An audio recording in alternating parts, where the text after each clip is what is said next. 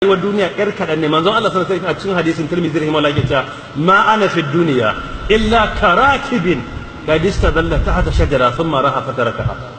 Ni a duniya ba kuma bane, rayuwar duniya kamar mutum ne yana tafiya a jeji sai ya ji ya gaji akan dabbarsa, sai ya sauka gindin bishiya sai dan huta, da ya dan huta da rana sai ya koma kan dabban ya wuce. Dan hutu gindin bishiya da matafi yake a jeji shine kwatankwacin rayuwar duniya gabaki ɗayanta. Duk duniya gaba ɗaya shine kwatankwacin hutu da wanda ya gaji a gindin bishiya ya wuce. Me yasa za ta yaudare mu? Mutuwa fa practical ne yanzu, ba theory bane. Babu bukatan aya ko hadisi, kai ka san ko makwabcinka ya rasu ko wanka ko kaninka ko kawunka ko babbanka ko mahaifi ko mahaifiya ko kakannu. Babu wanda zai ce ga babansa, ina kakanka gashi, kakan babanka gashi, kakan kakanka gashi, kakanka. Akwai wanda ke da wannan? Ashe kenan tabbas ce ita. Ba bukatan aya ko hadisi, ta taba gidanku, ta taba zuriyarku. Babu wanda ba ta musu ba. Shi sa Qur'ani ya zo bai ce maka wallahi zaka mutu. Saboda wannan ba bukatar rantsuwa, saboda idan kama ya gani. Idan karfi na hana mutuwa, akwai wanda ya fi ka karfi ya tafi. Idan tsoron Allah na hana mutuwa, ina manzon Allah yake sallallahu alaihi wasallam ya koma zuwa ga Allah. Idan karfin mulki na hana mutuwa, ina Fir'auna da yake da soja alf wa mi'atai alf. Idan yana bacci a gida, personal security sa mutum miliyan 1.200 ne. Miliyan 1.200 ke gadin gidansa idan yana bacci. Wannan 8 ɗinsa kenan da suke gadi a dare yana bacci after working hours. Mutum miliyan 1.200 ya koma zuwa ga Allah. Idan dukiya na hana mutuwa, ina Karuna da shi bankin ma nasa ne. Dukiya bai san karshen da ba, ya koma zuwa ga Allah. So shi yasa bin Allah bai hana mutuwa, sabon Allah bai hanawa. Ajali ne idan yi dole a tafi. Amma abun shine bayan fa mutuwar akwai wata rayuwa a lahira. To kuma wacce rayuwa ita ce tabbas, wannan ba tabbas bane. Don wannan tana da ƙarshe. Yanzu mai iya yiwa ne a masallacin akwai da ba za a yi magariba da shi ba. A shi kenan tabbas duniya babu tabbas a cikinta. In dai ba za a yi magariba da wani ba. Kuma kowa a cikinmu ya amince anytime da iya barin duniya.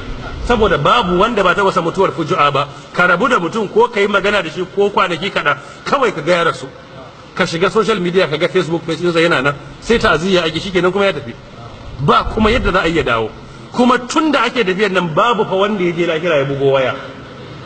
Wannan mu rika tuna wannan, duk waɗanda suke sanannu a wajen kimiyya babu wanda ya je lahira ya yi phone call ya kira iyalansa aka ce fa ya tafi amma ya samu ya yi waya.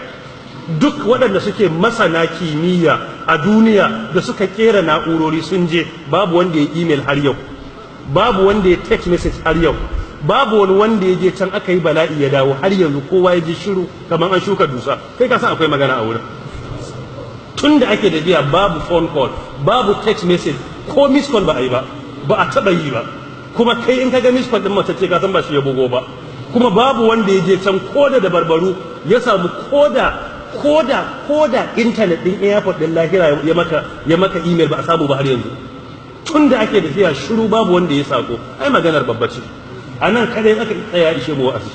Kuma tun ba a haife mu ba ake tafiya, tun muna ƙanana ake tafiya, har muka yi wayo ake tafiya, kuma har a yanzu ba mu samu wanda ya je can ya ba mu labarin me ke faruwa ba.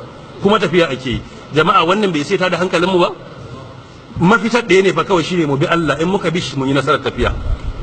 Amma duk inda akwai wasa a wurin, da an samu wani gogaggen injiniya ko hardware injiniya ko software injiniya da zai je can ko da barbaru ya yi email ko ya yi text message ko ma ya bugo waya a ce wallahi ya tafi lahira ma ya yi waya, da sai an samu wanda zai je can ya yi dabara.